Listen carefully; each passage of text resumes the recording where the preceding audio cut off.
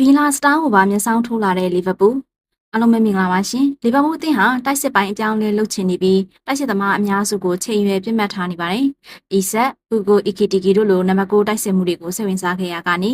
အခုအချိန်မှာဒီစီးရင်နဲ့ပါဝင်လာပြန်တာကတော့ဗီလာတိုက်စစ်သမားမော်ဂန်ရော်ဂျာပဲဖြစ်ပါတယ်။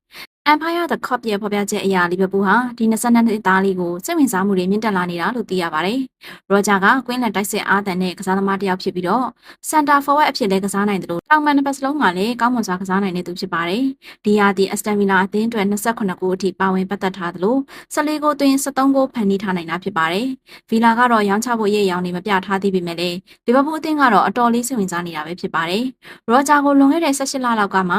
မီဒယ်ဘရော့အသင်းစီကနေပြောင်းရွှေ့ခြင်းအနေနဲ့ apps on app